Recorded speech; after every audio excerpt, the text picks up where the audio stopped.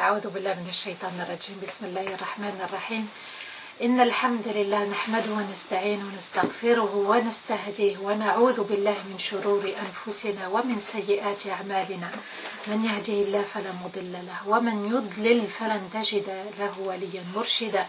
وأشهد أن لا إله إلا الله وحده لا شريك له وأشهد أن محمدا عبده ورسوله بلغ الرسالة وأدى الأمانة وجاهد في الله حق جهاده حتى أتاه اليقين.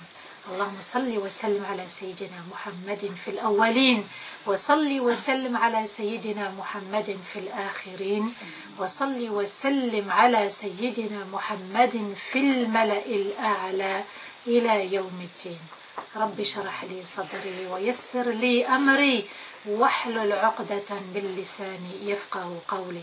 أما بعد mes chers frères et mes chères sœurs, assalamu alaikum wa rahmatullahi ta'ala wa barakatuh. C'est encore une grande joie que de se retrouver et puis d'étudier le nom d'Allah, les noms d'Allah. On va voir Inch'Allah ensemble deux noms sublimes. Ils sont tous sublimes, subhanallah, ils sont tous magnifiques, ils sont tous riches.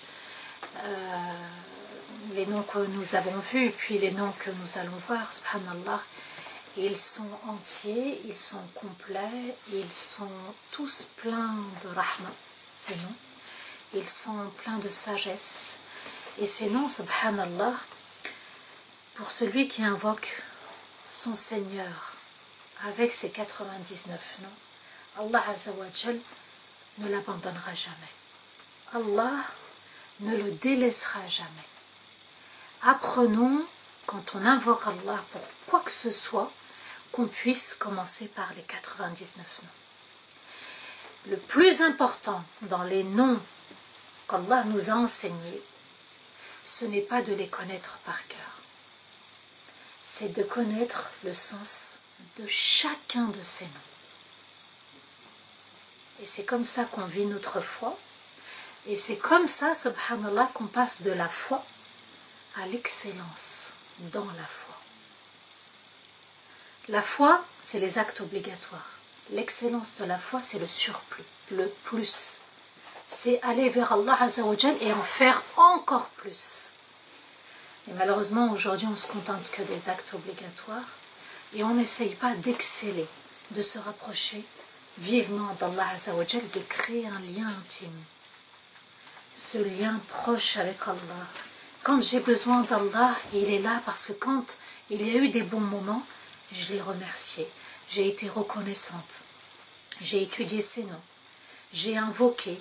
J'ai fait du dhikr. Je suis allée vers Allah Azza wa Jal à travers ses paroles, c'est-à-dire Kitabullah, le Coran. Vous voyez, subhanallah, que en temps normal, dans notre quotidien, wa alaykum salam wa rahmatullah, il est important de toujours, subhanallah, nouer et renouer le lien avec Allah. Ne pas se contenter que d'un nœud. Le nœud peut se défaire. Il va falloir faire plusieurs nœuds pour que la corde puisse être solide avec Allah Azza wa Jal. Il est important de se rapprocher. On ne peut pas se contenter du minimum. Le strict minimum obligatoire, c'est impossible. À l'époque d'aujourd'hui, subhanallah, c'est une époque de rahma. Et pourtant, on est éprouvé encore plus. Pourquoi c'est une époque de rahma? Parce que Rasulullah sallallahu alayhi wa sallam nous explique qu'il viendra à une époque, subhanallah, où les musulmans seront récompensés 50 fois plus que l'époque du prophète alayhi salatu wa sallam. 50 fois plus. Et les compagnons vont demander, Ya Rasulallah, 50 fois plus de hasanat, plus de récompenses que leur époque ou notre époque? Et Rasulullah sallallahu alayhi wa sallam a dit notre époque, l'époque de Rasulullah et des compagnons. Ça signifie que quand tu fais un dhuhr, déjà c'est compté comme 5 dhuhr, et c'est multiplié par 50. Parce que nous sommes dans l'époque des tentations.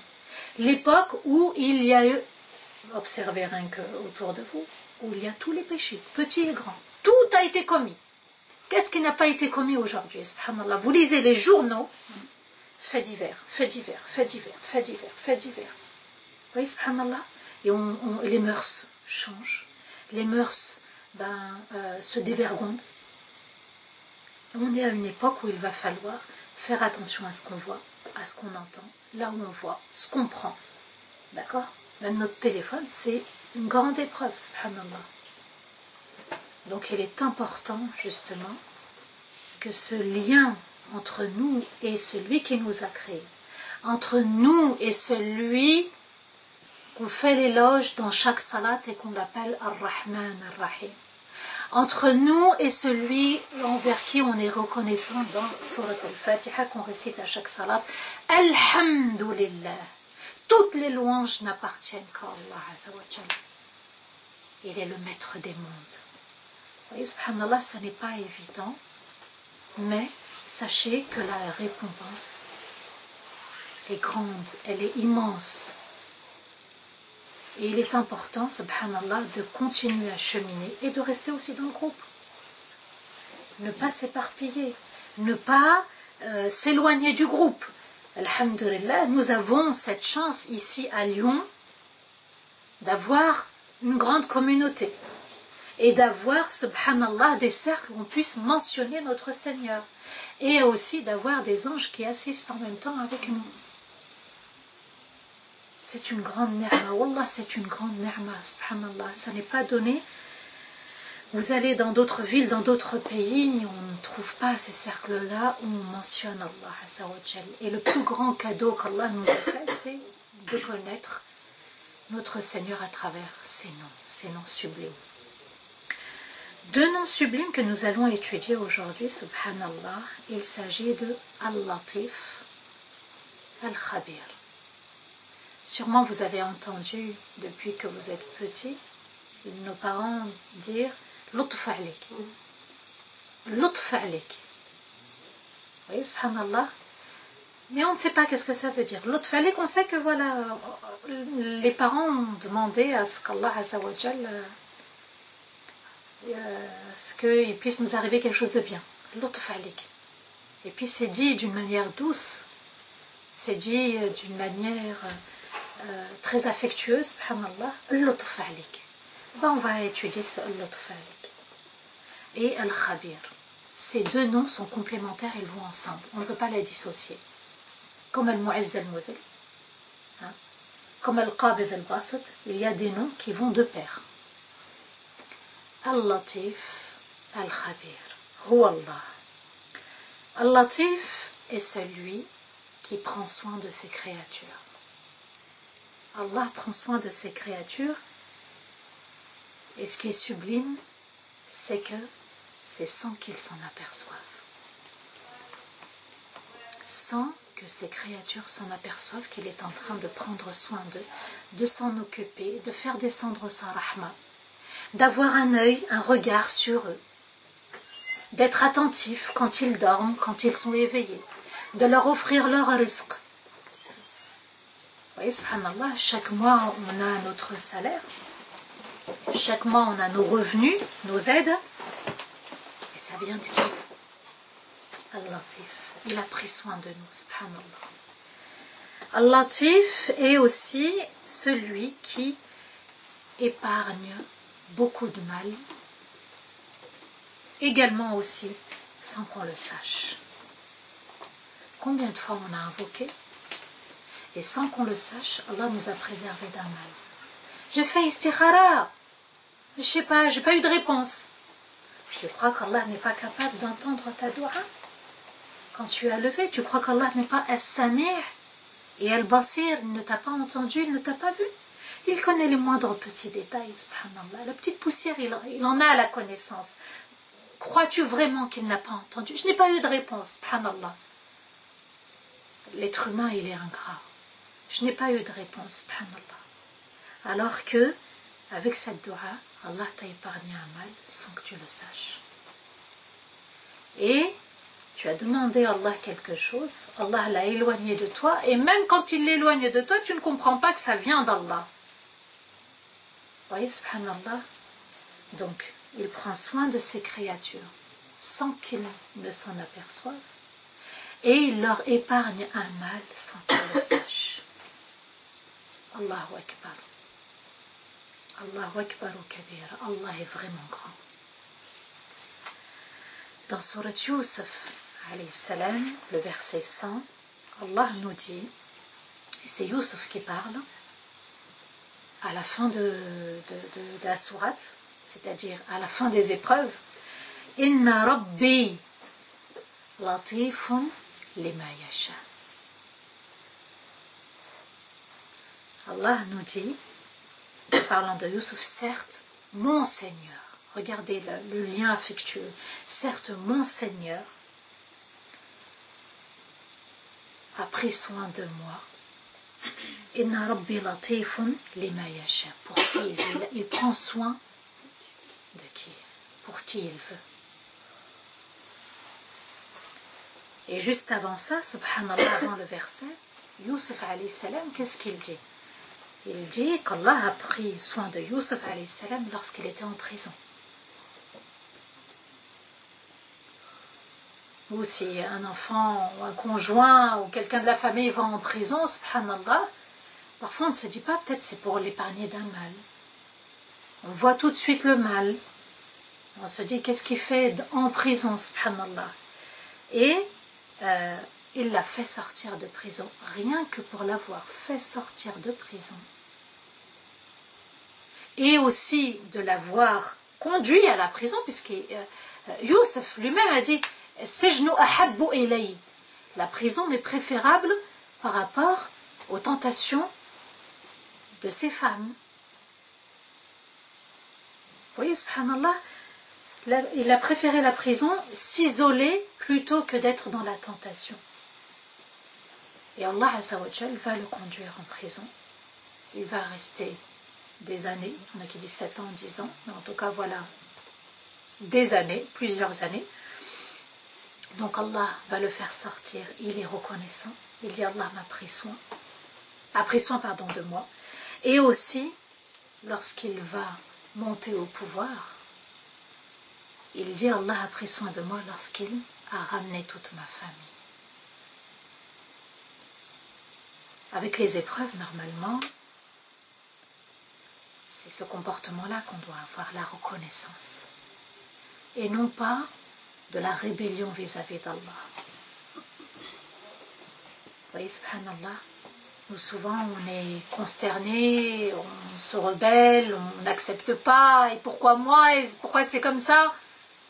Et il dit Inna Rabbi latifun lima yasha. Et aussi, subhanallah, quelque chose de très important, et j'ai beaucoup insisté dans les noms d'Allah, qu'Allah ait nettoyé, purifié son cœur de la rancœur envers qui? Ses frères qui ont voulu le tuer, qui l'ont jeté au fin fond d'un puits. Allah Azza wa Jalla a vu qu'il était au fond, et Allah va lui envoyer une caravane qui va le récupérer. Allah a pris soin de lui à ce moment-là. À l'âge de 10 ans jusqu'à 40 ans, Allah a pris soin de lui, subhanallah. Il l'a fait sortir de prison, il lui a ramené sa famille. Et en plus, et c'est ça où nous, on pêche, on fait l'erreur, nous on garde la rancœur. Yusuf alayhi salam, il n'a pas gardé la rancœur. Et il va même invoquer Allah pour ses frères. La tathriba alaykum al-yawm. Aucune rancœur à votre égard aujourd'hui. Vous voyez, subhanallah, nous avec le temps, la rancœur, elle, c'est comme les montagnes, hein, ça prend du volume. Youssef, non, au contraire. La rancœur ne s'est pas installée dans son cœur, subhanallah. Et pourtant, Allah nous dit, quand ils l'ont jeté fi rayabat il-joub, c'est au fin fond du puits. Allahu Akbar. Nous, on voit le verre à moitié vide et jamais le verre à moitié plein. Inna Rabbi latifun lima yasha. Vous voyez, Al-Latif, il a pris soin de lui, subhanallah. Allahu Akbar. Youssef a eu ce privilège. Allah a pris soin de lui, il lui a évité la tentation des femmes, il l'a préservé de l'obscurité et du puits. Et il va ramener toute la famille, les parents, les frères sont venus aussi. Il parle de la famille, il ne dit pas que les parents, il dit même toute la famille. Et il va aussi, subhanallah, faire mention de cette rancœur dans son cœur. Il est important de purifier son âme, de ne pas laisser la rancœur s'installer. Pardonnez tout de suite. Faites du dhikr. Dès que vous avez été offensé, contrarié, blessé, astaghfirullah, astaghfirullah, alhamdulillah, alhamdulillah, alhamdulillah vous permet d'accepter l'épreuve. Alhamdulillah, alhamdulillah. Et puis vous ne laissez pas la rancœur s'installer dans votre cœur. C'est important. Alhamdulillah, astaghfirullah, astaghfirullah, et invoquez aussi pour la personne qui vous a fait du mal. Al-Tabari explique le nom Al-Latif comme étant celui qui prend soin de ses créatures et il est parfaitement au courant de toutes ces créatures et de tout ce qu'ils font. Donc il prend soin d'eux parce qu'il les connaît tous. Il prend soin d'eux et il sait très bien ce que ces créatures font. Et alhamdulillah, ça va de pair. Quand Allah sait tout ce qu'on fait, c'est là où il prend soin de nous. C'est que ça c'est bon, ça c'est mal, c'est un mal et Allah Azza wa Jal nous épargne ce mal. Ibn al-Qayyim, rahimahullah, nous explique Al-Latif, c'est celui qui prend soin de son serviteur. Là donc la rahma elle est privilégiée. Donc elle est réservée aux serviteurs d'Allah Azza wa Jal. Il connaît tous leurs secrets. Et il nous montre, à travers le nom Al-Latif, il nous montre sa grandeur par son nom. Et quand rien que vous prononcez Subhanallah Al-Latif, vous sentez la douceur et l'apaisement de son nom. Al-Latif. L'aime, un l'aime léger. Et en temps léger, Al-Latif. Allah Azza wa Jal nous dit dans Surat Al-Shura, verset 19, Allahu latifun bi'ibadih yarzuqu man yasha. Allah prend soin de ses créatures et il accorde sa subsistance à qui il veut. Vous voyez que même Al-Latif est en lien avec le rizq. Il sait ce qui te manque. Il sait ce qui n'est pas bon pour toi. Et Allah Azza wa Jal va prendre soin de toi. Donc, le tawakkul doit se poursuivre. Il est Al-Latif. Il n'est pas Al-Latif que hier, ou avant-hier, ou qu'à l'époque du prophète, alayhi salatu wassalam. Il est Al-Latif jusqu'à aujourd'hui, jusqu'à la fin du monde, jusqu'à l'éternité. Parce qu'il va prendre soin de nous où? Au paradis. Vous vous souvenez de ce qu'on a dit l'année dernière? Du paradis, subhanallah. Ce qui nous attend, ça c'est les informations qu'on a eues, mais on n'a pas réellement vu ce qui nous attend, qui est encore d'une grande beauté. On n'a pas encore goûté, subhanallah. Les fleurs sont énormes, les fruits sont énormes, subhanallah. Et Al-Latif, c'est celui qui prend soin. Ce nom va avoir 3 sens. Premier sens aussi, c'est celui qui est précis, le subtil. Vous aurez cette traduction également dans le Coran. Al-Latif, c'est le subtil. C'est quoi subtil? C'est ce qui est fin, c'est ce qui est tout petit, c'est ce qui est infiniment petit. Et Allah Azza wa Jal est celui qui connaît les choses les plus subtiles. Ce que tu caches aux autres, Allah Azza wa Jal en a la connaissance. Ce que tu te caches à toi-même, Allah Azza wa Jal en a également la connaissance. Donc Allah est celui qui connaît les choses les plus subtiles, les plus petites, les plus précises, et celles qui sont dissimulées et cachées. Autre sens de ce nom, Allah Azza wa Jal est celui qui t'apporte sa grâce, sans que tu t'en aperçoives. Il t'offre sa grâce, il fait descendre sa grâce sur toi, sans que tu t'en aperçoives. Subhanallah.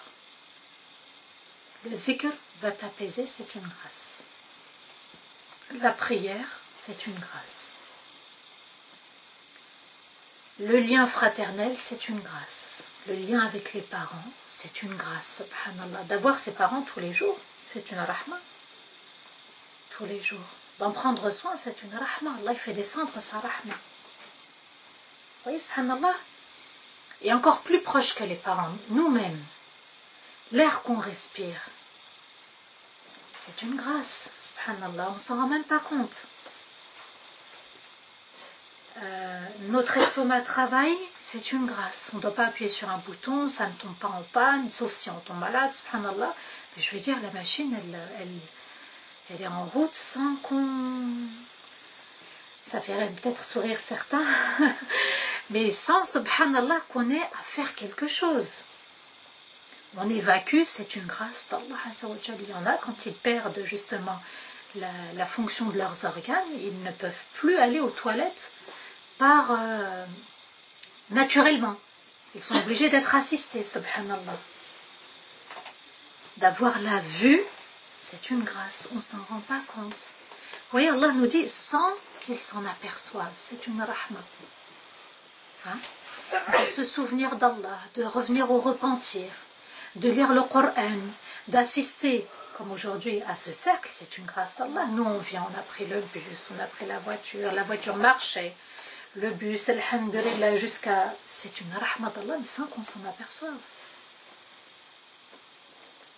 Les doigts de protection qu'on fait le matin, le dhikr qu'on fait après chaque salat, c'est une grâce d'Allah. Nous, on ne voit pas que nos péchés ont été effacés. Vous savez, quand on fait la prière et qu'on enchaîne avec 33 plus 33 plus 33, subhanallah, nos péchés sont effacés et la prière, elle est complète. C'est une grâce d'Allah Azza wa Jalla. Qu'Allah puisse entendre nos secrets, c'est une grâce divine. On n'a pas besoin de parler à quelqu'un, on est en soujoud et on se confie secrètement à Allah Azza wa Jalla. On est dans l'intimité, c'est une grâce qu'Allah Azza wa Jalla nous a offerte. Allah dit dans la sourate des fourmis, verset 88, Sun'a Allah, alladhi atqana kulla shay, innahu khabirun bima taf'alun. C'est l'œuvre d'Allah qui a tout façonné à la perfection. Allah Azza wa Jalla a rendu toute chose parfaite. Toute chose est touchée par la grâce d'Allah Azza wa Jalla, toute chose est parfaite. Innahu khabirun bima taf'alun. Certes, il est très bien informé de ce que vous faites. Dans un autre verset, Surat Al-An'am, les bestiaux, verset 103, Allah nous dit La tudrikuhu al-absar, wa huwa yudriku al-absar, wa huwa al-latif al-khabir. Les regards sont inaccessibles. Les regards des gens sont inaccessibles, c'est-à-dire qu'ils ne peuvent pas voir Allah, alors que lui pénètre tous les regards. Et il est le subtil et il est le bien informé. Vous savez, subhanallah, on ne peut pas voir Allah Azza wa Jalla. Dans l'univers, on a les signes d'Allah. Le Coran, ayatul Coran, ce sont les signes d'Allah. Les versets sont les signes d'Allah Azza wa Jalla. On n'a que des signes. On ne peut pas avoir accès, on ne peut pas voir, même Moussa alayhi salam. Allah lui a dit, Lan tarani, tu ne me verras jamais, c'est-à-dire sur terre. Tu ne me verras jamais. Et Allah Azza wa Jalla dit, alors que lui pénètre tous les regards.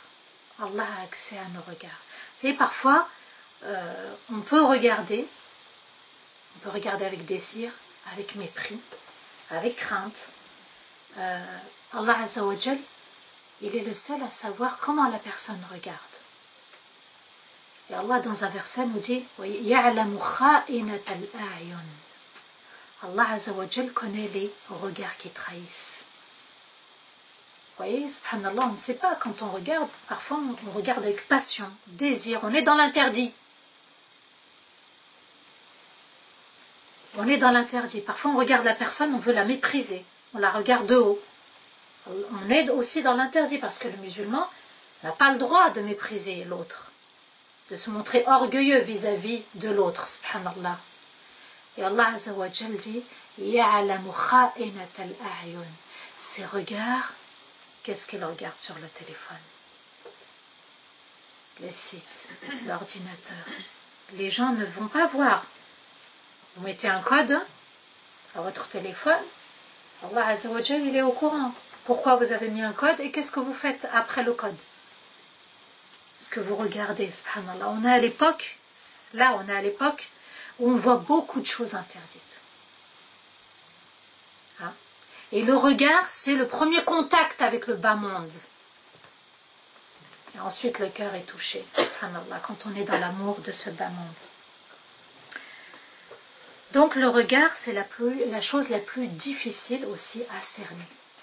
On ne peut pas connaître les regards des autres. Allah Azza wa Jal connaît très bien nos regards. Donc, vous voyez qu'il va vers l'infiniment petit.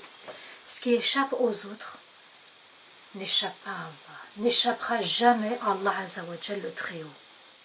Donc il faut faire attention à notre regard, d'accord? Regarder les autres avec crainte, avec humilité, pour éviter que l'orgueil s'installe dans notre cœur.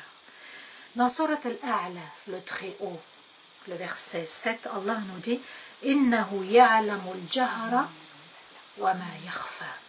Allah Azza wa Jal a la connaissance de ce qui est apparent et de ce qui est caché. Allah aurait très pu dire j'ai la connaissance de tout ce qui est caché. Mais il va parler de ce qui est apparent. Parce que subhanallah, il a certes la connaissance de ce qui est apparent, d'accord? Il veut juste nous montrer nos faiblesses. Même dans ce qui est apparent. Pour toi, tu ne peux pas tout saisir. Allah Azza wa Jal, à l'instant T, il regarde tout l'univers. En une seconde, il a tout vu, et il connaît tout ce qu'il y a, et tout ce qu'il y a dans les cœurs, et tout ce que les personnes font. Ceci est impossible pour nous. Et en plus, subhanallah, on regarde une personne, on ne peut pas regarder toutes les personnes en même temps. Oui, ça n'appartient qu'à Allah Azza wa Jal. Il peut tout voir, tout maîtriser, rien ne lui échappe, et tout en même temps, subhanallah. Vous prenez juste l'exemple aussi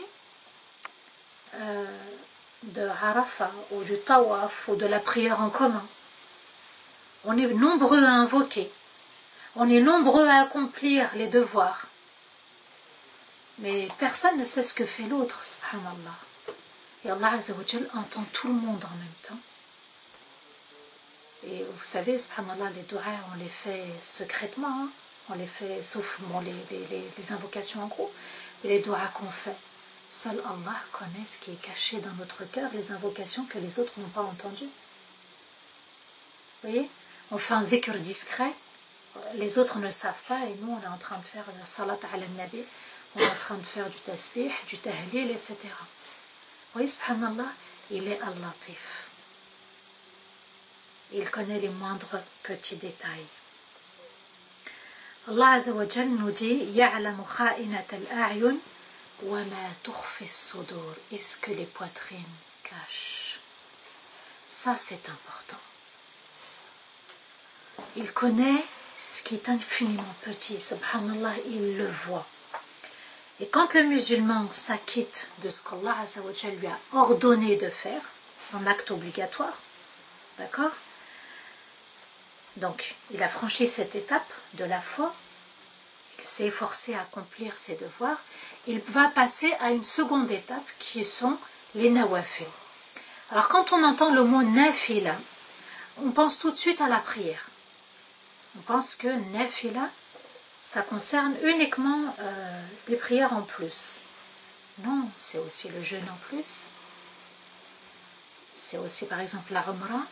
C'est les invocations en plus, mais c'est aussi le pardon en plus. Vous voyez, c'est vraiment un autre degré, pardonner, purifier son cœur de la colère, purifier son cœur surtout du fait de ne pas pardonner, parce que quand on ne pardonne pas tout doucement, il y a des choses qui vont s'installer, les défauts de l'âme, colère, rancœur, on prive l'autre de ses droits, jusqu'à peut-être faire des doigts contre lui, des invocations contre lui ou contre elle. Vous voyez, subhanallah, Allah nous dit pardonnez.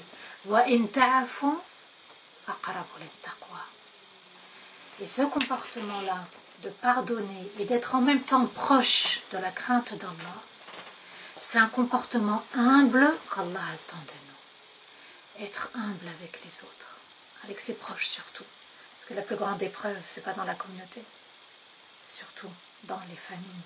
Famille et belle famille. On est face à eux au quotidien, il faut prendre soin d'eux, il faut les appeler, prendre de leurs nouvelles. Il y en a qui ont rompu les liens. Hein? Le jour du Eid, comment on fait? Oui, mais elle ne voudra pas répondre, qu'Allah nous pardonne. Qu'Allah nous pardonne, on fait parce qu'Allah aime. Et vous voyez, subhanallah, quand le croyant arrive à ce degré de satisfaire Allah Azza wa Jal, parce que Allah aime, et il attend ça de moi, parce que je suis croyant, et parce que je suis croyante, subhanallah, et bien quand il va écouter, subhanallah, par la guidance d'Allah. Quand il va agir avec la guidance d'Allah. Il va être guidé. Pourquoi? Parce qu'il s'est rapproché d'Allah Azza wa Jal. Allah, il devient notre oui. Il devient notre vue.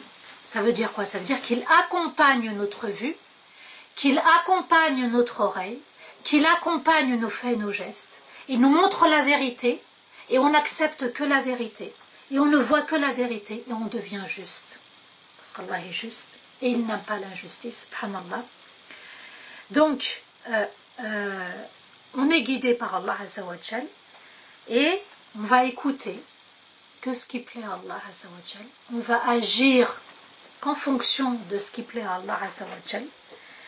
Le faux va être écarté, le mauvais comportement va être écarté, parce que c'est un comportement qu'Allah Azza wa Jal aime, et quand Allah aime, on doit agir en conséquence, subhanallah. Et, subhanallah, cette personne-là, ce croyant-là, va comprendre par la force d'Allah. C'est pas donné à tout le monde. Comprendre avec le cœur surtout. Comprendre les versets d'Allah avec le cœur et non avec la raison. Parfois la raison te donne le sens propre, mais ne te donne pas le sens figuré. Ne te donne pas le sens caché. Vous voyez, subhanallah, même avec Moussa alayhi salam, qu'est-ce qui se passe?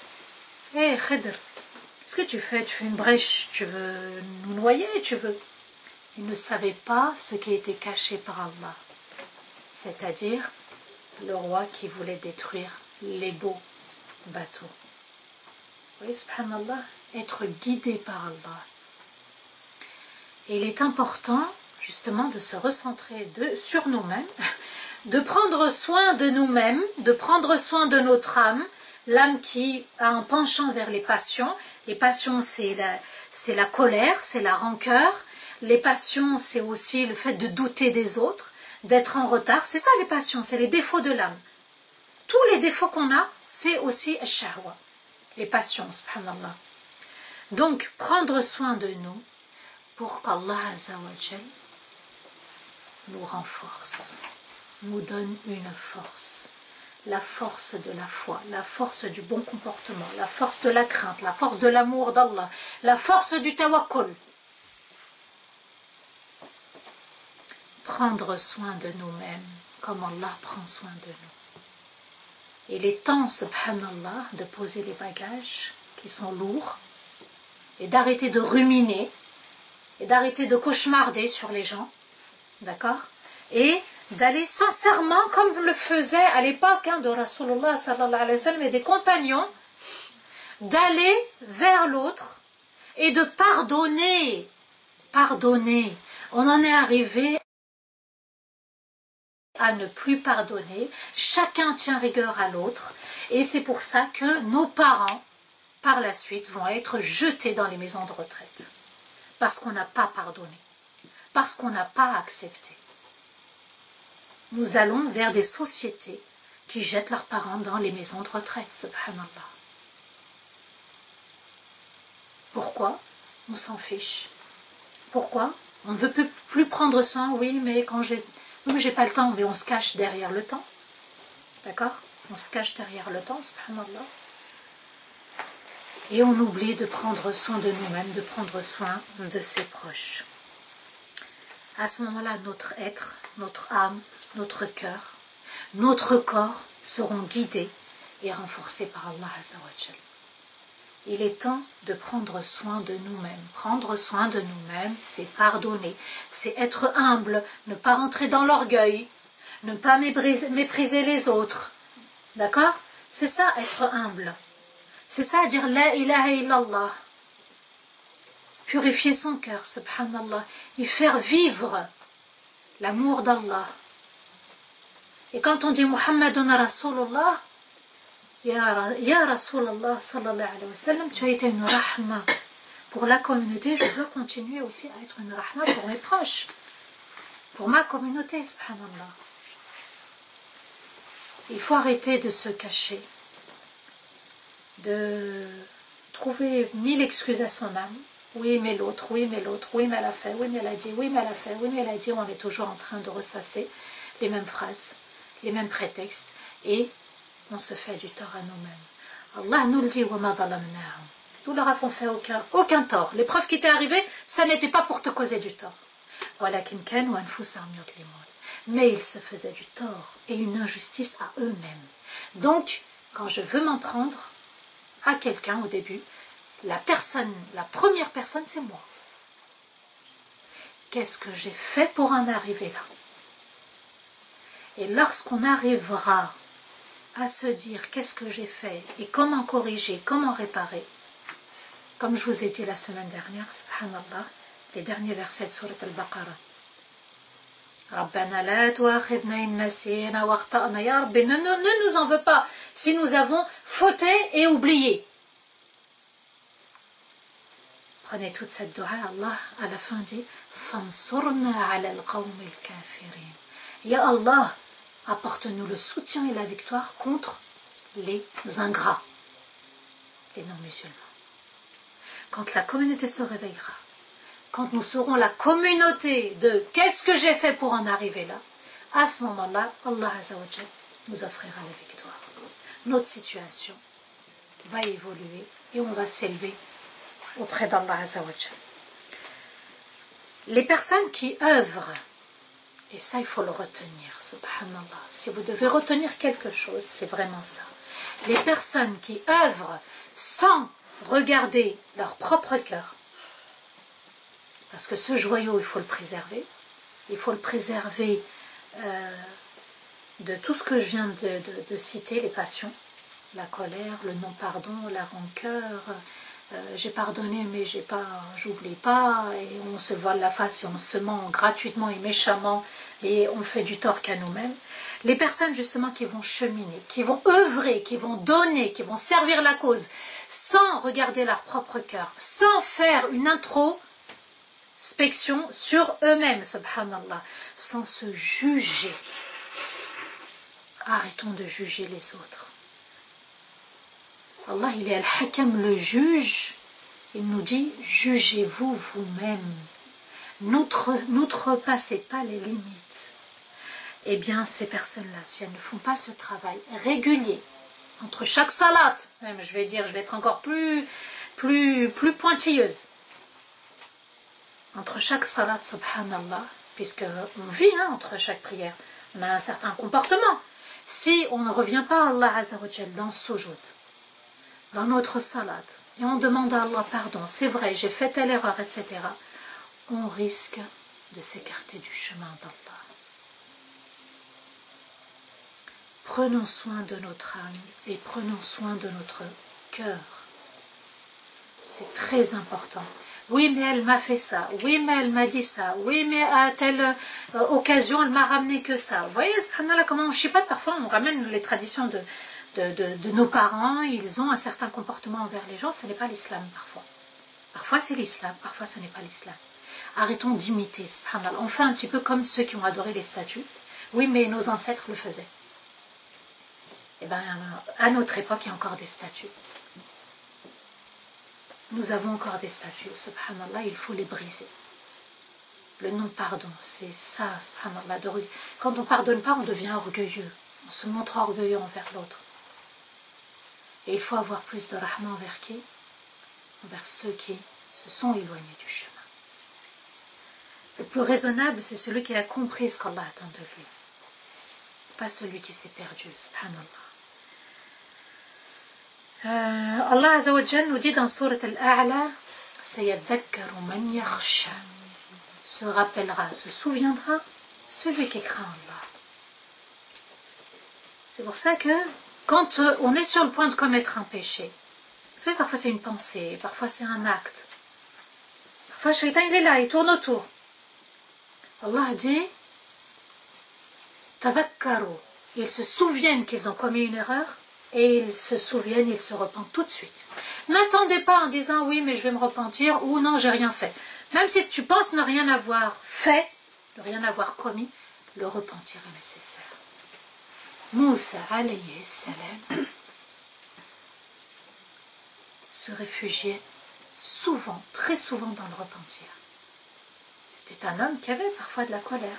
Quand il va attraper son frère par la barbe, quand il va donner un coup de poing et tuer un homme. Mais il se réfugiait dans le repentir. Il revenait tout de suite, il se souvenait de son erreur et il se souvenait de son Seigneur également. Et Allah Azza wa Jal nous dit, Subhanallah, إِذْ نَادَى رَبَّهُ نِدَاءً خَفِيًّا. En parlant de Zacharia, quand il va invoquer Allah Azza wa Jal, écoutez la subtilité de ce verset, il est magnifique. Lorsqu'il va, nada, c'est appeler, c'est inviter. Et nada rabbahu, lorsqu'il va inviter son Seigneur, lorsqu'il va faire appel à son Seigneur, d'une invocation, khafiyya, c'est en secret, légère, c'est-à-dire, il n'y a qu'Allah Azza wa Jal qui pouvait l'entendre. C'est ça, Al-Latif. Al-Latif, invoque-le, il t'entend. Invoque-le pour ton âme qu'il la purifie. Invoque-le pour ton cœur qu'il le purifie. Le cœur, c'est ce qui reste, subhanallah, c'est ce qui va nous conduire jusqu'à l'au-delà, le cœur. Il faut purifier son âme. L'âme, quand elle est tentée, c'est les mauvaises herbes. Il faut purifier son jardin des mauvaises herbes et ne planter que les bonnes herbes, les bonnes fleurs et les jolis arbres, subhanallah, que ce qui est beau. Mais les mauvaises herbes, il faut les enlever. Et subhanallah, l'invocation en secret, l'invocation discrète, l'invocation où seul Allah t'entend quand tu es en soujud, procure, subhanallah, la sincérité. Personne ne t'entend, tu n'as pas besoin de faire entendre que les gens sachent que tu es en train d'invoquer. C'est pour ça qu'il faut invoquer en secret. Donc, elle inspire la sincérité, l'intimité avec Allah, invoquer, subhanallah, comme si Allah était présent. C'est ça, invoquer avec khushu', avec crainte. C'est invoquer comme si Allah était présent. Il est en train de prendre soin de toi, il t'entend. Demande-lui qu'il prenne soin de toi. L'intimité, la profondeur dans la doua, parce que je vous ai dit que la doua profonde, c'était surtout l'invocation de celui qui se retrouve dans une situation très très difficile, subhanallah, quand on se retrouve dans une impasse, la noyade, l'incendie, on invoque Allah Azza wa Jal de toutes nos forces. Allah attend de nous justement qu'on invoque de toutes nos forces. Donc la profondeur, ça incite à la profondeur dans la doua et ça incite la supplication. Répéter, redemander, revenir, invoquer, réinvoquer, subhanallah, supplier, insister. Donc ça incite à ce que le croyant insiste dans sa doua et le musulman parvient à l'humilité. Allah prend soin de toi. Il t'a dit, je suis Al-Latif, je prends soin de toi. Invoque-le. comme il a pris soin de Zacharia. Pourquoi? Et qu'est-ce qu'il va donner à Zacharia? Yahya. Il était d'un certain âge, il lui donne Yahya, subhanallah. Vous voyez, Ibrahim alayhi salam, il a eu un enfant au bout après 90 ans, subhanallah. Il a eu un enfant. Il va en avoir un autre garçon. Il ne faut pas désespérer. وَلَمْ أَكُنْ بِدُعَائِكَ رَبِّ شَقِيًّا. Ya Allah, je n'ai jamais désespéré lorsque je t'ai invoqué. Et nous, on invoque une fois, deux fois, trois fois. Rabbi, il n'a pas répondu. Vous voyez comment on est, wallah, on est ingrat. Pourquoi? Pourquoi nous avons ce comportement-là? Parce qu'on ne prend pas soin de notre âme vis-à-vis du repentir. Se faire tout petit et demander à Allah pardon. Se faire tout petit et invoquer Allah sans cesse. Alam ya'lam bi anna Allah yara. Ne sait-il pas qu'Allah le voit quand il invoque? Quand il demande, quand il supplie? Nous devons, subhanallah, faire de nos soujouds. Surtout le dernier sujoud, c'est là où on est vers la fin de la prière. Un moment intime avec Allah. Un moment où même on fait du dhikr, subhanallah, alhamdulillah, on fait l'éloge d'Allah.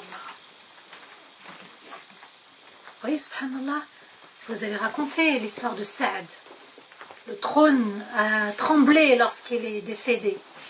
On ne sait pas, jusqu'à maintenant, on ne sait pas pourquoi, quelle œuvre qu'Allah a appréciée, quelle œuvre Allah Azza wa Jal a été satisfait pour que le trône d'Allah puisse bouger.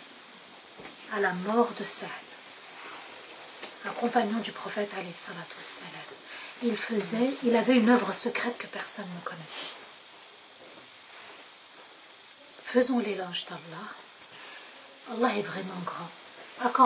Accordons-lui véritablement sa grandeur. C'est bien beau de dire Allahu Akbar. Allahu Akbar, il faut aussi le dire véritablement quand on rentre dans la salat. Allahu Akbar. Allah est vraiment grand. Et il est grand quand il prend soin de nous. Inna Rabbi latifun lima yasha.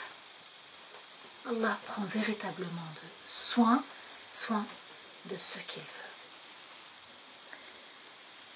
Et parfois, vous savez, Allah retarde la réponse.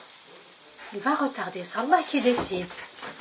Allah, il a l'autorité suprême. C'est Allah qui décide. Sami'na wa ata'na, nous avons écouté, barakallahu fik. Nous avons entendu, écouté et nous obéissons. Allah Azza wa Jal, s'il n'a pas voulu accorder une réponse à ton invocation, tu dois l'accepter fermement, sans hésitation. Ça vient d'Allah, c'est la décision d'Allah. Il sait ce qu'il fait et il prend soin de toi, il est al-Latif. Donc, dans ton invocation, soit parce qu'il attend que tu invoques encore et encore. Pourquoi?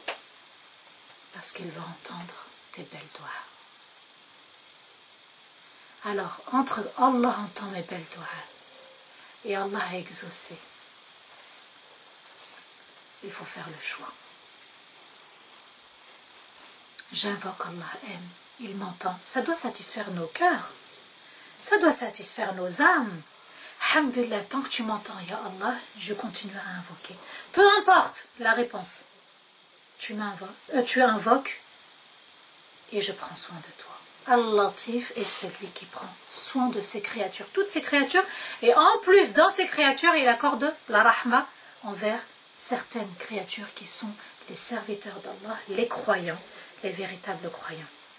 Allah nous dit فَلْيَسْتَجِيبُوا لِي, qu'ils répondent à ma demande. وَلْيُؤْمِنُوا بِي لَعَلَّهُمْ يَرْشُدُونَ, et qu'ils croient fermement en moi. Et l'iman, c'est pas un iman bancal, hein. C'est pas un iman une fois où on hésite. On a un doute qui s'installe. Je fais ma prière, je la fais pas, je jeûne, je ne jeûne pas, j'arrête tel péché, ou je continue, ou je pense que je suis dans le bon chemin, mais finalement je ne le suis pas.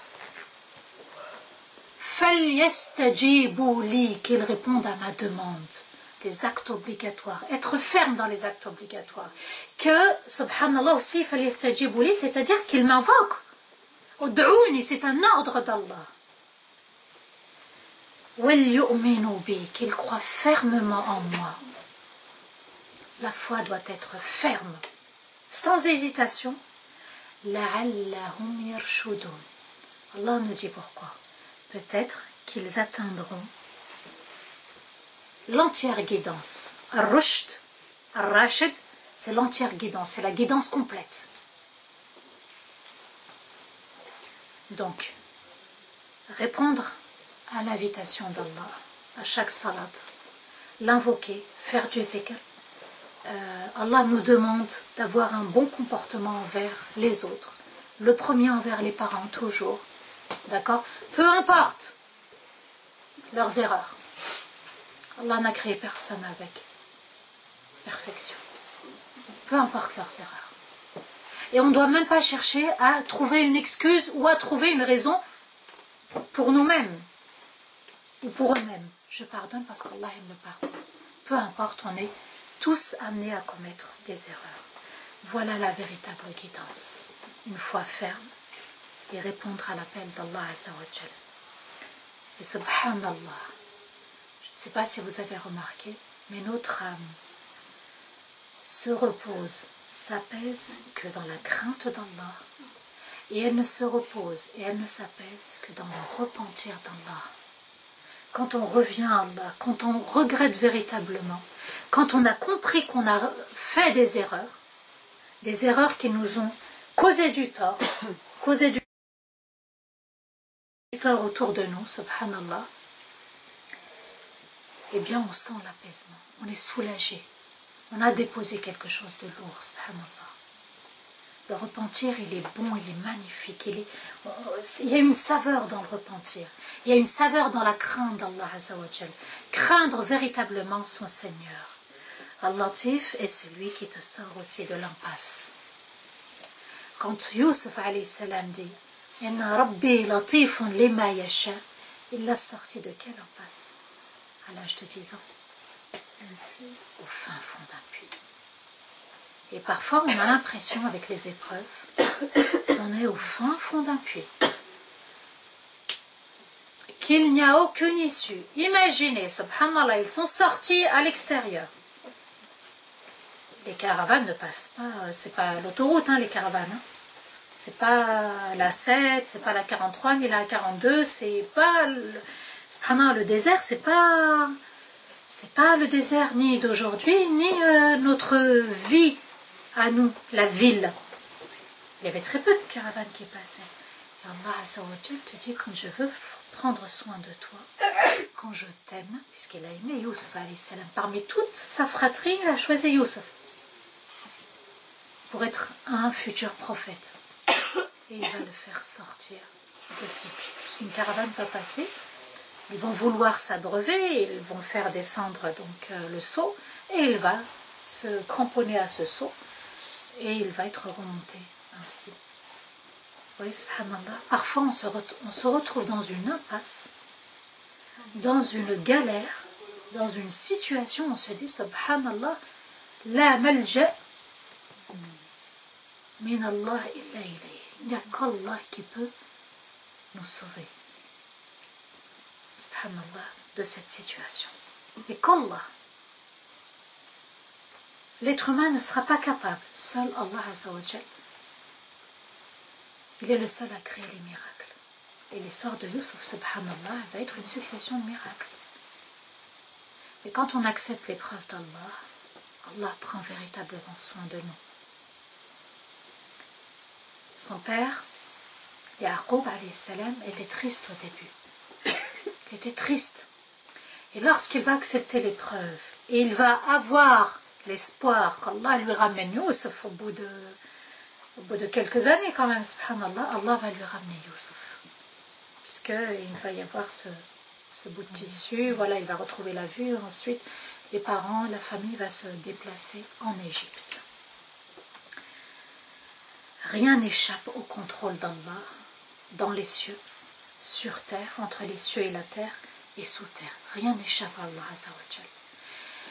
quand vous prenez l'histoire de Luqman, Luqman al-Hakim, on l'appelle Luqman le sage, il va enseigner à son enfant une leçon de vie, une leçon de sagesse qu'il doit mettre en pratique tout au long de sa vie.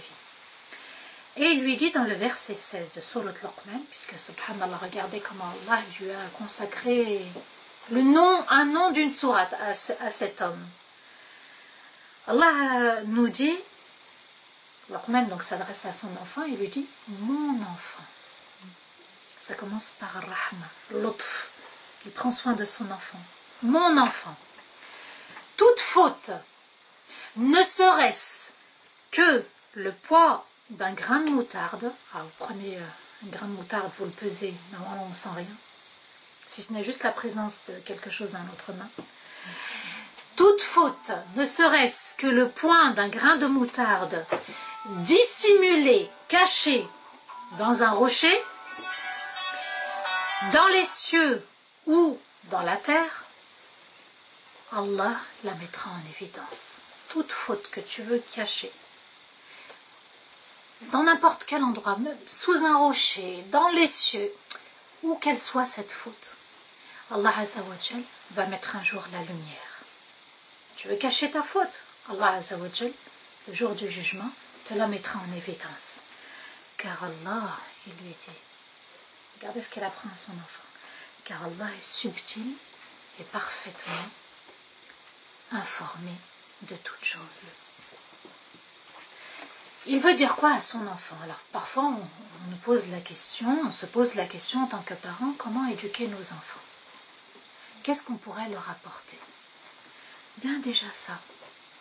Le fait que parfois ils veuillent nous cacher des notes, qu'ils veuillent nous cacher des choses qu'ils ont récupérées de quelqu'un, le fait qu'ils veuillent nous cacher quelque chose qu'ils ont volé, le fait qu'ils veuillent nous cacher une vérité.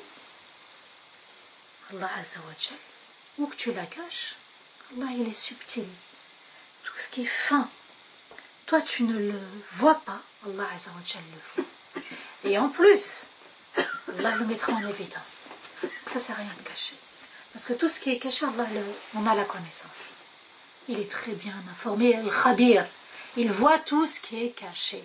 Ce que tu caches, ya Waldi, ya Benti, dans ton téléphone. Vous savez, les jeunes, les ados, avec leur application, avec les téléphones, ils veulent avoir le téléphone dernier cri pour avoir les plus belles photos, pour envoyer les plus belles photos, pour trafiquer leurs photos. Subhanallah, pour être avec un tel, un tel, un tel. Ils ont des listes de noms. Voilà, on ne sait pas qui est qui. Allah, il est subtil. Il sait tout ce qu'il y a dans ton téléphone. Et tout ce que tu regardes à la télé. Adultes, enfants, tout ce que vous regardez en privé. Tout ce qui est privé, d'ordre personnel, Allah Azza wa Jalla en a la connaissance. Vous voyez?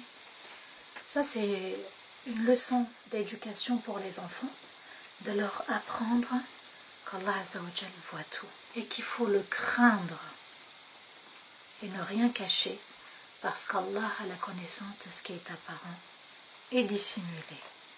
Il est important, subhanallah, de se faire une autocritique, un auto-jugement régulier, au quotidien, chaque jour, subhanallah, de se dire, là, ma relation avec mon conjoint, ma relation avec mes enfants, ma relation avec mes parents, ma relation avec les autres, mes voisins, ça commence par les voisins, les autres, c'est les voisins, subhanallah, de palier. Eh bien, je dois toujours me remettre en question et me dire, Allah voit ce que les autres ne voient pas. Vous savez, quand on est chez soi, on n'est peut-être pas la même personne que quand on est à l'extérieur. On se permet plus facilement des choses, de dire des choses, de faire des choses. Subhanallah. Allah, il est subtil. Allah, il voit ce qui est en privé, ce qui est caché. Alors, il faut ressentir la présence d'Allah Azza wa Jal dans nos foyers et aussi faire comprendre à nos enfants qu'Allah nous voit même quand on est chez soi et même quand les parents ne sont pas là. Allah les voit. En ayant savouré ce nom Al-Latif, le croyant doit prendre soin, comme je vous ai dit, de son âme, la préserver des tentations, des défauts. Nos défauts, on en a, vous les connaissez. Les autres vous l'ont dit aussi. De son cœur, préserver son cœur, c'est la chose la plus difficile, l'âme et le cœur. Les préserver. Les préserver, subhanallah. Prendre soin des parents par rapport à Al-Latif. Prendre soin de la famille. Prendre soin, subhanallah, c'est aussi être humble avec les autres. C'est être humble avec les autres. Vous savez, parfois, les mauvais comportements, c'est comme les virus, hein, ça se transmet. Il y a des choses qu'on ne faisait pas avant, maintenant qu'on fait parce que les autres font. Hein? Chacun doit analyser son être, son âme, son cœur, et se dire qu'est-ce que je fais que les autres font, que je ne faisais pas avant, que je me suis mis à faire, subhanallah. Là, il faut se corriger. C'est important de se recentrer sur soi-même, d'être humble et d'agir régulièrement avec le pardon. Allah aime ceux qui pardonnent. Al-afu, c'est effacer complètement. C'est pas, il reste des miettes de, voilà, j'ai pas oublié. Et si vous pardonnez véritablement, cela est proche de la crainte d'Allah Azza wa Jal. Youssouf a pardonné. Subhanallah, c'est l'exemple de la famille. Youssouf alayhi salam a pardonné. Il est important, subhanallah, d'agir de la sorte et de se dire ce qui m'importe, c'est le regard de mon Seigneur. Les êtres humains font des erreurs, nos proches font des erreurs, ils ont un comportement parfois d'ignorant. Et il est important d'avoir encore plus de rahma envers eux, surtout envers la famille. Il y avait une époque à l'histoire du prophète, alayhi salatu wassalam, cet homme qui va venir uriner dans la mosquée. Imaginons que quelqu'un vienne uriner chez vous. Pas dans les toilettes, mais voilà, imaginons que vous êtes à l'époque. Là, c'est pire, c'est la mosquée, c'est-à-dire la maison d'Allah. Les compagnons se sont révoltés, les sabres se sont levés, subhanallah. Première réaction, le prophète dit, laissez-le finir. On ne coupe pas quelqu'un qui est en train d'uriner. Rahma. Il a pris soin de cet homme. Et pourtant, il était dans la maison d'Allah. Et deuxièmement, il va lui expliquer gentiment. Vous voyez, subhanallah, il lui explique. C'est la maison d'Allah, on ne se comporte pas ainsi. Et l'autre histoire, subhanallah, de ce compagnon qui buvait énormément. Il buvait énormément.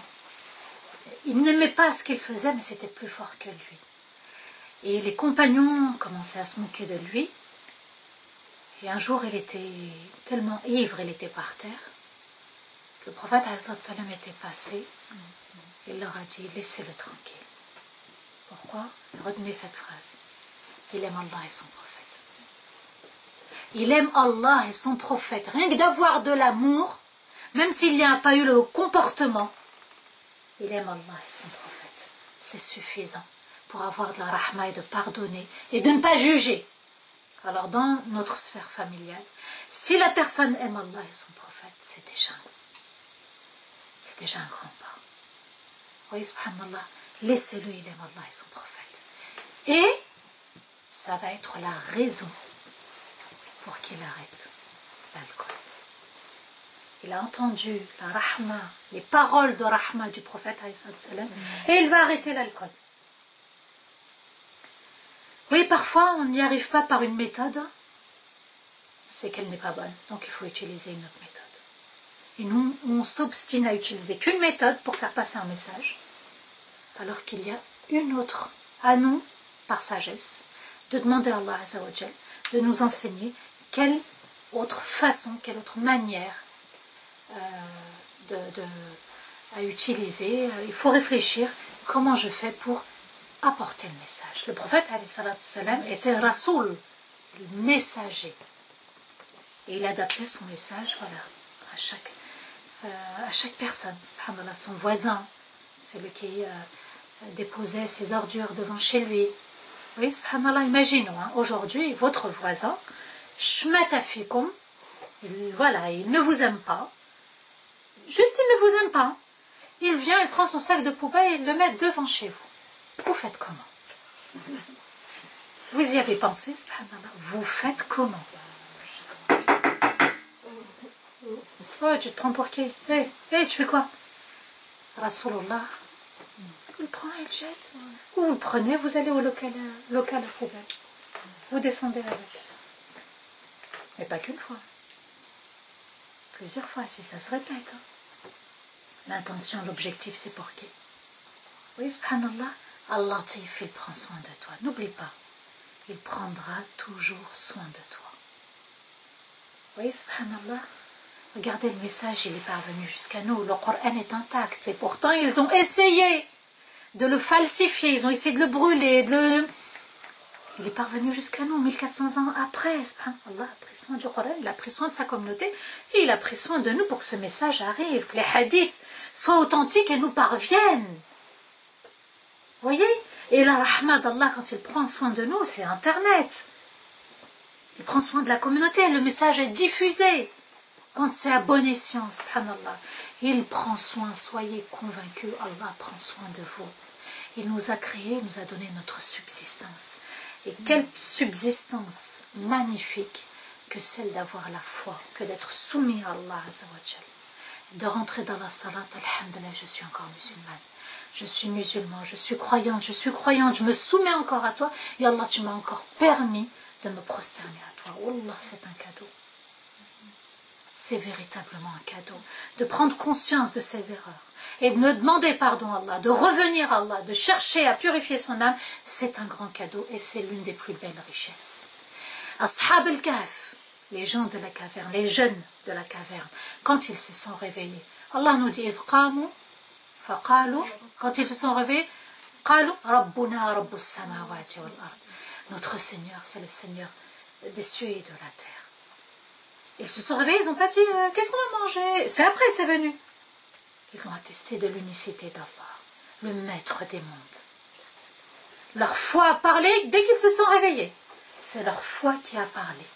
Eh bien, nous, dans nos relations humaines, c'est notre foi qui doit parler. Et non pas notre âme, notre ego. C'est le cœur. Et non l'âme. Sauf si cette âme est purifiée. Elle est élevée auprès d'Allah Azza wa Jal. Al-Latif, donc le subtil, il sait ce qui est apparent, ce qui est caché, il prend soin de ses créatures, surtout de ses serviteurs, puisqu'il accorde sa rahma, une rahma bien particulière, même si la rahma d'Allah est générale également. Allah nous dit concernant Al-Khabir, le bien informé. Ala ya'lamu man khalaqa, wa huwa al-latif al-khabir. Ne savent-ils pas qui a créé, alors qu'il est le subtil, le très bien informé, subhanallah. Parfois, rien que revenir à l'essentiel, à la source.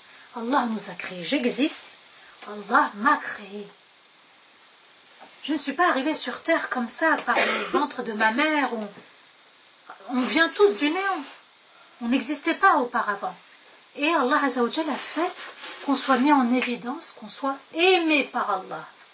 Notre existence, c'est notre amour pour Allah. Allah nous a aimés, nous a façonnés, nous a dessinés. Et Al-Khabir est celui qui connaît ce qui est apparent et surtout ce qui est caché. Al-Khabir, c'est surtout celui qui est informé de ce qui est dissimulé, de ce que les autres ne voient pas. Je vous ai dit tout à l'heure l'histoire de Moussa alayhi salam. Surat al-Kahf, Allah a voulu par l'intermédiaire de son prophète alayhi salatu wassalam qu'on puisse la lire chaque vendredi. Pourquoi? C'est pour méditer. Moussa alayhi salam, ya Khidri, 3 fois. Pourquoi tu fais ça? Pourquoi tu fais ça? Pourquoi tu fais ça? Il ne savait pas qu'Allah Azza wa Jal savait et il y avait une sagesse derrière tout ça. Il disait, le Khidr lui répondait, et comment peux-tu patienter de ce dont tu ignores ce qui est caché. Tu n'as aucune connaissance. On n'a aucune connaissance de quelque chose qui nous échappe, qui est caché. Oui ou non? Khabir. Il lui dit, comment tu peux patienter? C'est vrai, nous parfois aussi on manque de patience parce qu'on ne maîtrise pas le monde invisible, ce qui est caché. L'épreuve, elle arrive, on ne sait pas pourquoi elle est arrivée, mais Allah attend de nous qu'on l'accepte et non pas de chercher à savoir pourquoi elle est arrivée. Alhamdulillahi Rabbil Alamin. Et je continue dans mes invocations et je continue à remercier mon Seigneur à faire du zikr. Oui, subhanallah, c'est ça. Allah, il attend de nous qu'on soit à la hauteur de notre foi et qu'on vise l'excellence de la foi dans notre quotidien, dans notre comportement. Alors, si Allah, il est le subtil, il connaît ce qui est apparent, ce qui est caché, il prend soin de toi. Subhanallah, il est aussi al-Khabir quand tu es à la maison et que personne n'est au courant de ce que tu fais. On a tous des fenêtres, des rideaux pour pas qu'on nous voie. Tout le monde, on ferme notre porte. Et ou qu'on soit dans la voiture aussi, parfois les fenêtres, les vitres, elles sont levées. Subhanallah, parfois on est amené à avoir des discussions ou à se parler tout seul. Seul Allah sait ce qu'on dit. Mais il est al-Khabir. Toi, tu n'entends pas à des mètres, à des kilomètres, ou quelqu'un qui est dans sa voiture ou quelqu'un qui est chez lui, tu l'entends pas, mais Allah Azza wa Jal est très bien informé de ce que la personne fait ou dit. Allah nous dit wa in tuhsinu wa tattaqu fa inna Allah kana bima ta'malun khabira. Al-Latif, c'est un nom qui va être cité 7 fois dans le Coran. Al-Khabir, c'est un nom qui va être cité 5 fois dans le Coran. Allah nous dit wa in tuhsinu. Si vous agissez avec excellence. C'est quoi l'ihsan? أن تعبد الله كأنك تراه فإن لم تكن تراه فإنه يراك. Que tu adores Allah comme si tu le voyais. Que tu te comportes envers Allah et envers les autres comme si tu le voyais. فإن لم تكن تراه. Si tu n'as pas la capacité de le voir. Et c'est vrai, Allah ne nous a pas donné cette capacité. فإنه يراك. Alors lui te voit. Il voit ton comportement, il voit tes paroles, il voit tes faits et gestes. C'est à nous d'être à la hauteur de ce verset. Si vous agissez avec excellence. Et avec crainte. Alors certes, Allah est au courant de tout ce que vous cachez. Parfois, on agit, les autres pensent qu'on agit bien. Voilà. Une belle prière, des belles paroles, un beau discours, une belle tenue. Seul Allah sait ce qui est caché dans les cœurs. Vous voyez, subhanallah, ça, il ne faut pas l'oublier. Allah nous dit, j'ai les noms les plus sublimes. Je prends soin de toi, mais aussi prends soin de ton âme, parce que ton âme peut s'écarter du chemin. Ton cœur peut être loin du droit chemin. Donc, chaque acte, qu'il soit bon et mauvais, Allah est parfaitement au courant. Nous devons nous-mêmes peser nos actes. De se dire, là, j'ai fait une erreur. Ne pas se voiler la face en disant, non, mais c'est l'autre, c'est l'autre. Tout le temps, régulièrement, à chercher des excuses. Oui, mais c'est à cause de l'autre. Non, il faut se centrer sur nous-mêmes. C'est ni à cause des parents, ni à cause des enfants, ni à cause des conjoints, ni à cause des voisins, ni à cause des amis, ni à cause des frères et sœurs. Subhanallah, c'est nous-mêmes. On est les seuls fautifs parce que Yawm al-Qiyamah, que ce soit les djinns, que ce soit ceux qui ont été adorés, diront, on y était pour rien. Nous, on y était pour rien. On les a pas forcés, c'est eux qui ont choisi. Yawm al-Qiyamah, tu vas rendre quel compte? Tu vas dire, oui, mais ils ont. Non. Tu vas parler de toi-même. Chacun parler en son nom. Et Allah Azza wa Jal nous va nous dire, dans un hadith Qudsi, Allah nous dit, il va nous rappeler, tu as commis tel péché, tu as fait telle erreur, oui, ya Allah. Et ce jour-là, à ce moment-là, avec un tel, oui, ya Allah. et on va reconnaître nos péchés. Et Allah Azza wa Jal va nous pardonner en disant, maintenant, va au paradis. C'est important de reconnaître ses erreurs aujourd'hui. Et subhanallah, regardez ce que nous dit le prophète alayhi salatu wassalam. Allah pardonne tant que les péchés sont dissimulés. S'ils sont apparents, on va rendre des comptes. Des vrais comptes. Pourquoi apparents? Parce qu'on peut inciter d'autres personnes à faire la même chose. Aujourd'hui, vous avez les téléréalités, les stars, ceux qui se prennent aussi pour des stars, telle famille, un tel, vous les voyez se coiffer, vous les voyez vivre au quotidien, on a l'impression, je ne sais pas, qu'ils ont quelque chose en plus que les autres, alors qu'Allah nous dit « Kullu man alayha fan » tout ce qui est sur terre est amené à disparaître. On donne envie aux autres. On crée de la jalousie, on provoque de la jalousie chez nos jeunes. Les premières victimes sont nos jeunes. Les sacs, les vêtements. Si tu n'as pas telle marque, tu es exclu. Vous voyez, subhanallah, les premières victimes sont nos jeunes. On leur donne envie d'avoir, de posséder comme les autres.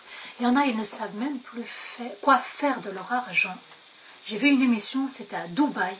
Ils peignent leur voiture en or. Tellement shab'anin. Tellement ils sont rassasiés, et ils ont du fric. Je ne veux même pas appeler ça de l'argent, parce que ça s'effrite. Hein? C'est qu'ils ont oublié leurs pauvres, et ils les ont privés, leurs pauvres, et puis maintenant pour faire beau, c'est d'avoir un tigre, c'est d'avoir un léopard, un guépard, je ne sais, dans la voiture pour faire classe. La tentation, wallah, la tentation. Tout, on est aujourd'hui dans ce qui est apparent. Allons vers ce qui est caché. Notre cœur, que seul Allah connaît. Allons vers notre âme. Allons au plus petit pour méditer l'infiniment grand qui est Allah Azza wa Jal. Il est Al-Latif. Il prend soin de nous. Il prend véritablement soin de nous. Il faut en être convaincu. Et il est Al-Khabir. Il est au courant de tout. Tout, tout, tout, tout, tout. Tout ce qui t'arrive, tout ce que tu penses, tout ce que tu dis, tout ce que tu fais, tout ce que tu ne fais pas. Allah est au courant. Et ne te dis pas, Allah n'a pas entendu, il ne sait pas ce qu'il y a dans ton cœur. Parfois on se dit, oui, Allah il n'a pas répondu, peut-être que... Non, Allah il sait. Il sait. Il connaît les moindres petites choses. Ce qui est dissimulé, Allah il le sait. Alors il ne peut pas connaître ce qu'il y a dans ton cœur. Ton invocation, il ne la connaît pas. Ton état, ton être, il ne la connaît pas. Ta foi, il t'envoie une épreuve justement pour que tu t'améliores et que tu t'élèves pour Allah Azza wa Jal. Allah nous dit وَكَفَى بِذُنُوبِ عِبَادِهِ خَبِيرًا بَصِيرًا. Allah suffit, il est le seul à connaître nos péchés. Il est celui qui est informé de tout et il est celui qui voit tout. Plus on a la connaissance d'Allah, je répète, plus on a la connaissance d'Allah, plus on se rapproche de lui. Et moins on sera exposé au péché ou à être tenté au péché. Et c'est ce qui manque à nos jeunes aujourd'hui, un cadre spirituel. Et à la société, un cadre spirituel.